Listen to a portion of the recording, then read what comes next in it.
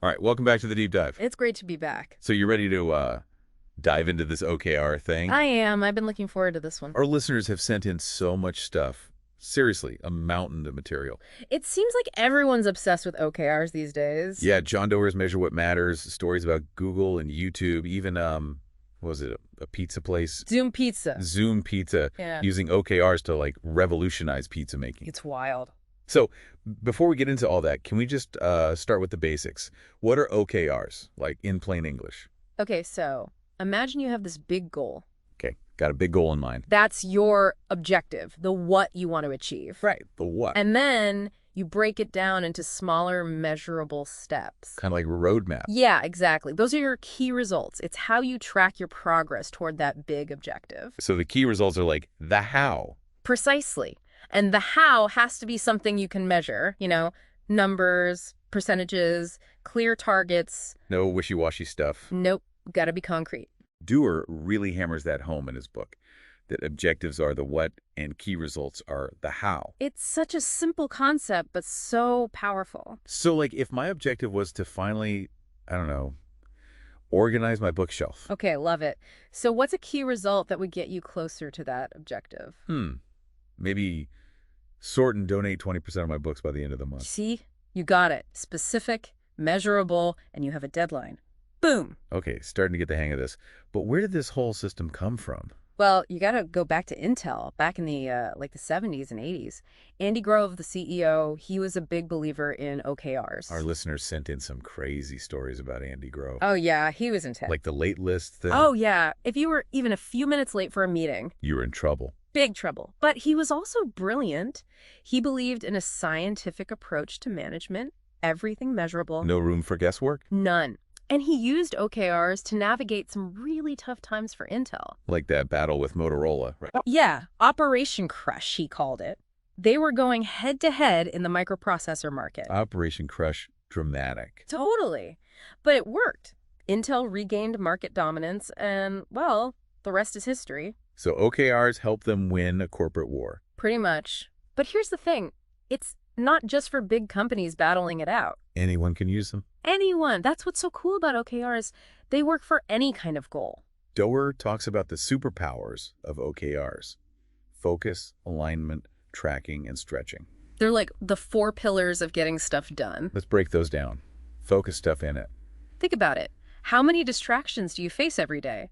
Emails, social media, that pile of laundry staring you down? You're not wrong. Focus is tough. OKRs force you to zero in on what truly matters, to say no to all that other stuff. They keep you on track. Like a horse with blinders on. Haha, kind of. You're just laser focused on the finish line. So it's not just about picking a goal, it's about sticking to it.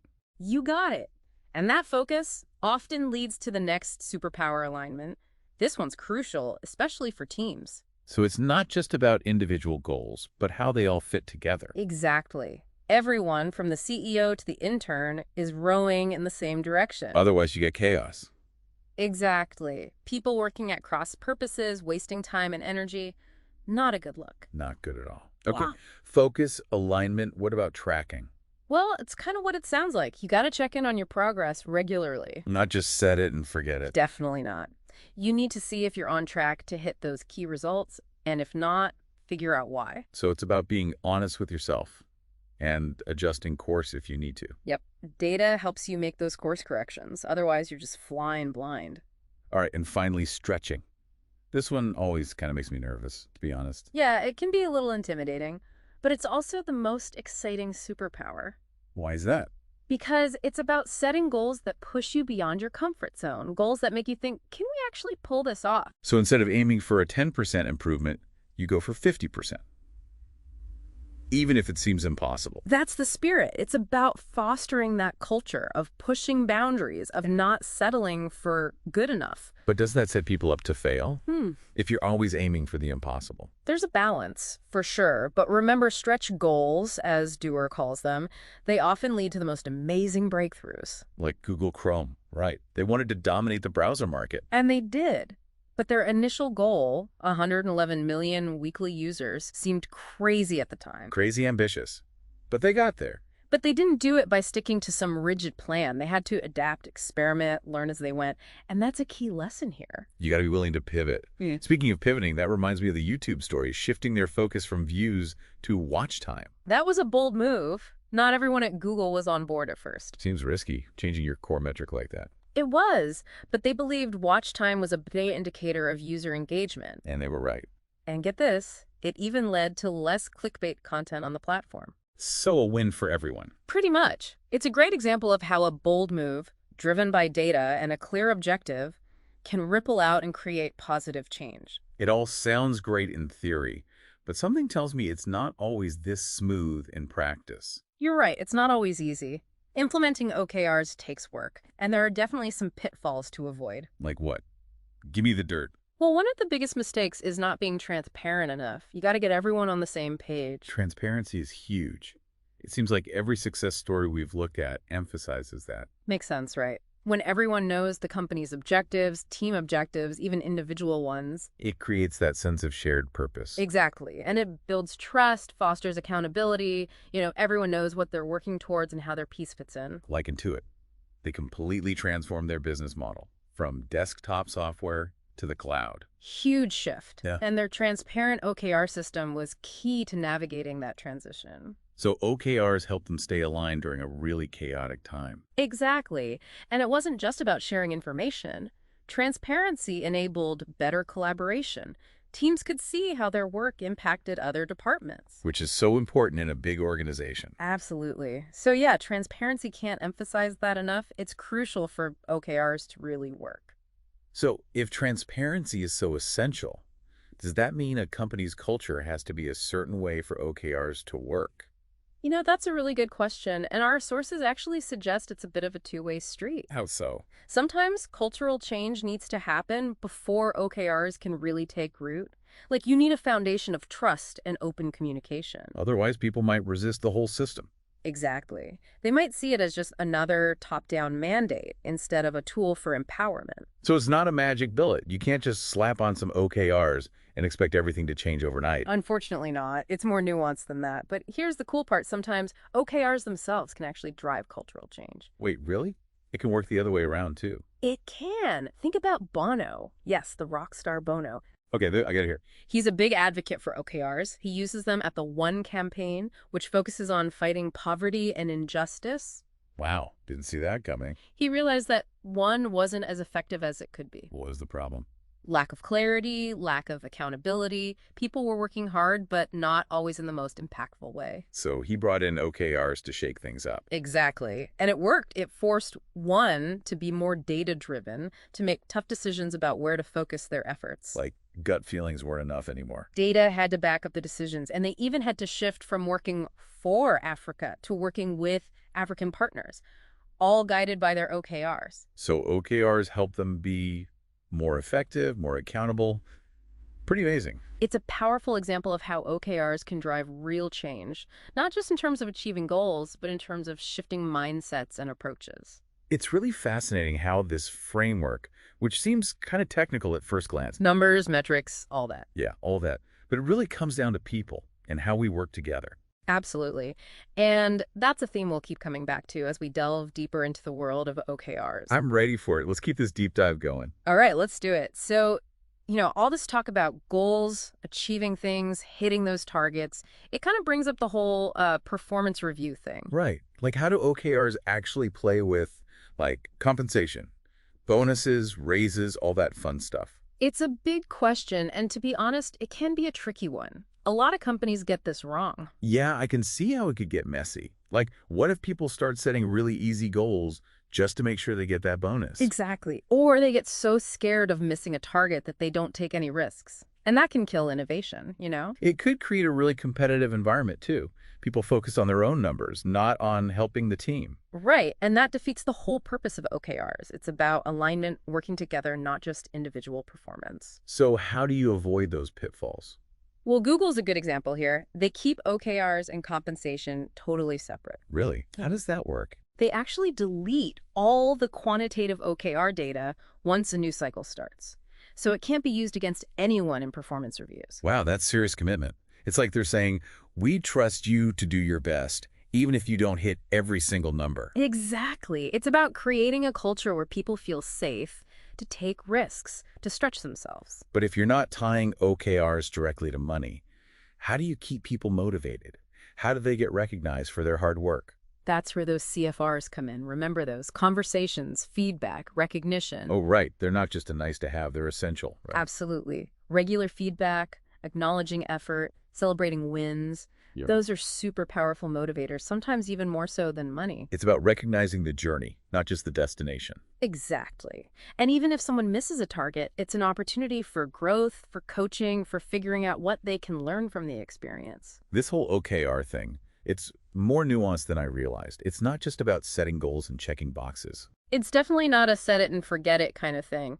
It takes work, it takes communication, and it takes a willingness to adapt along the way. Yeah, our listeners sent in some stories about companies that struggled with OKRs. And it seems like a lot of it came down to, like, not being flexible enough. Definitely. What works for one company might not work for another, and what works for a company one year might need to change the next year. You got to stay agile.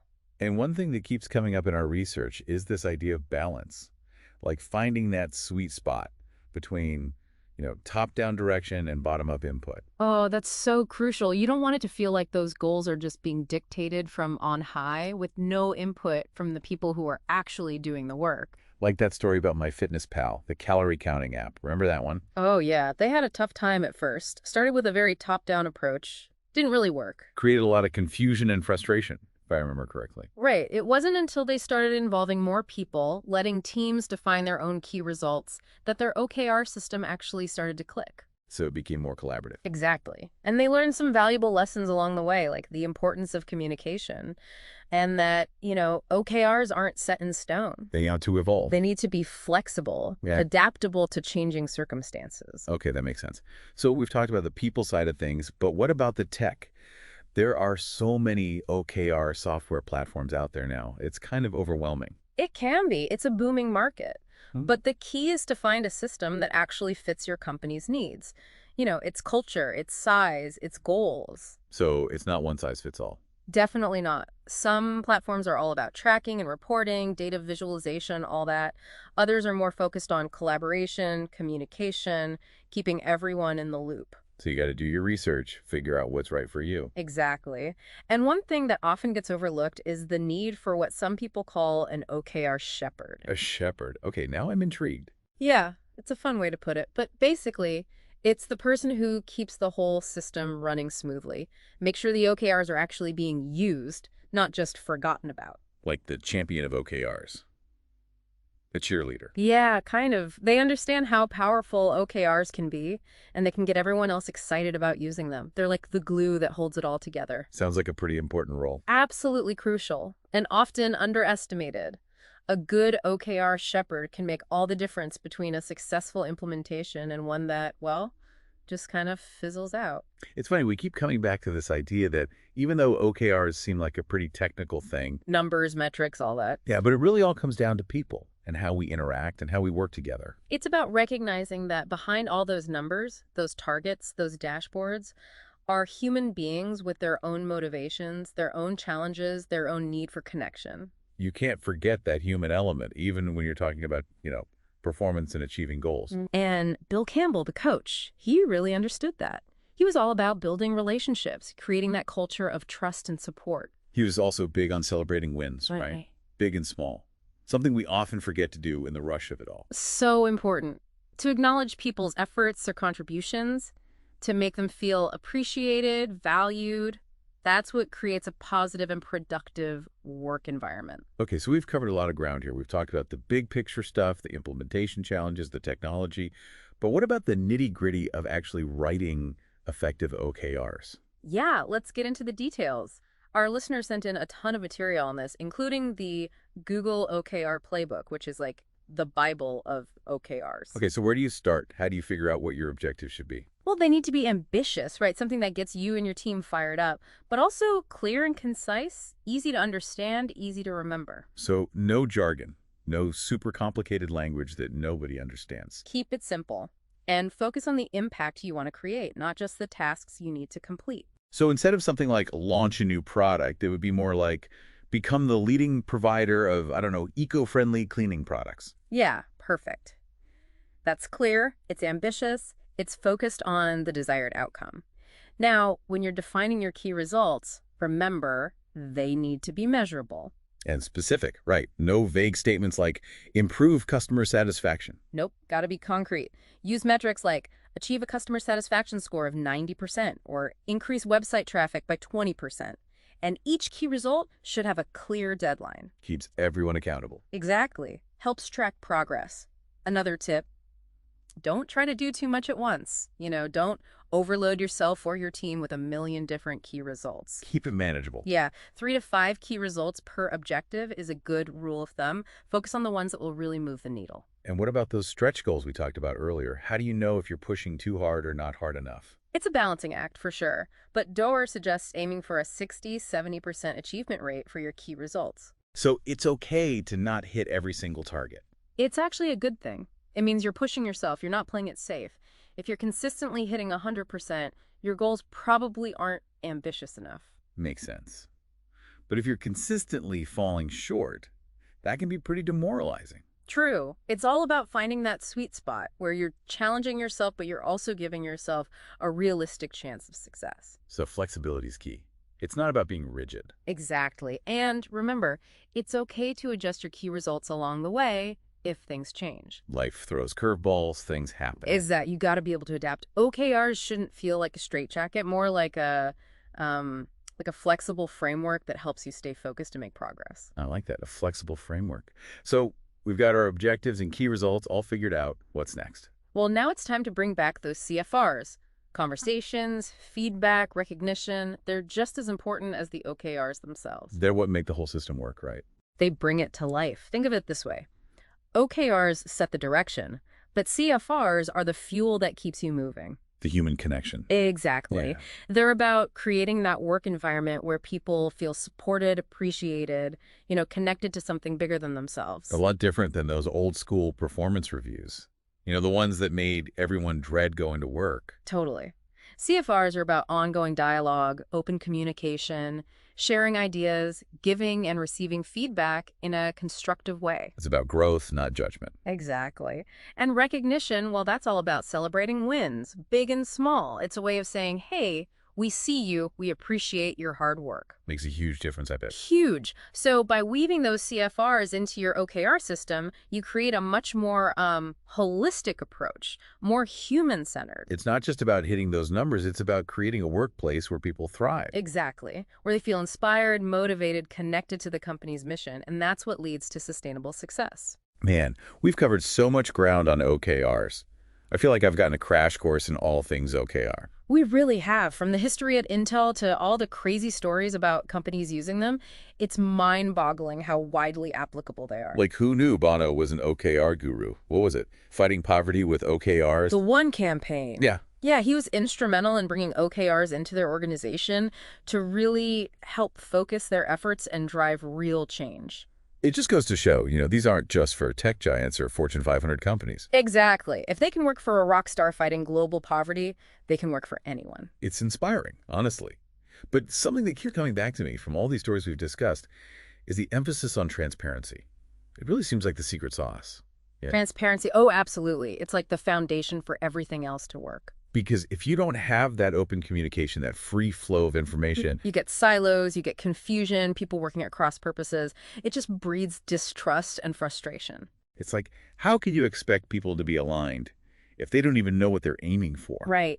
Transparency eliminates that. Everyone knows the big picture, they know how their work fits in, and they feel more invested because they're in the loop. Makes everyone feel like they're part of something bigger, Exactly. And it fosters accountability. When everything's out in the open, people are more likely to step up and take ownership. And we saw that with Intuit, right? That huge transformation they went through, shifting their whole business model to the cloud. Their transparent OKR system was crucial for keeping everyone on the same page during that transition. It was a wild ride, but they pulled it off. And then there's that human element. We keep circling back to it. The CFRs, the conversations, feedback, recognition, they seem just as important as the OKRs themselves, maybe even more so. More so. I'd say they're two sides of the same coin. You need both to really make this whole system sing. Because it's easy to get caught up in the numbers, the metrics, the targets. And forget that we're dealing with human beings, people with feelings, aspirations, the whole shebang. CFRs are the antidote to that cold, corporate, just focus on the numbers mentality. It's about building relationships, fostering trust, creating a workplace where people feel valued and respected. Right, where they feel seen, heard, appreciated for their contributions. And that's where the magic happens. And it doesn't have to be complicated, right? Like Adobe ditching those dreaded performance reviews in favor of continuous feedback. Simple change, huge impact. It transformed their culture, made people happier, more engaged. It's not rocket science, but it's so powerful. So as we wrap up this deep dive into the world of OKRs, what's the one big takeaway you want to leave our listener with? It's the most important thing to remember. Honestly, it's that OKRs and CFRs, they're more than just management tools. They're a philosophy, a way of life almost. A way of approaching work and life with intention and purpose. Exactly. It's about aligning your actions with your values, about harnessing the power of human connection to achieve things that truly matter. It's about being intentional, about making a conscious choice to focus on what's important and to bring people along on that journey with you. It's about creating a world where work is not just about hitting targets, but about making a meaningful contribution, about leaving a positive impact. It's about realizing our full potential, both individually and collectively. Powerful stuff. So, to our listener out there, wherever you are, whatever you're working towards, Don't be afraid to set those audacious goals, to push beyond your comfort zone, embrace transparency, foster those meaningful connections, and remember that the journey is just as important as the destination. couldn't have said it better myself. This has been an incredible journey through the world of OKRs. From Intel to Google, from YouTube to Bono. And Zoom pizza, don't forget the pizza. Oh yeah, the pizza. We learned a lot. Yeah. And hopefully you did too, listener. So go forth and set those ambitious goals, build those incredible teams, and let's make some amazing things happen. Until next time, keep diving deep.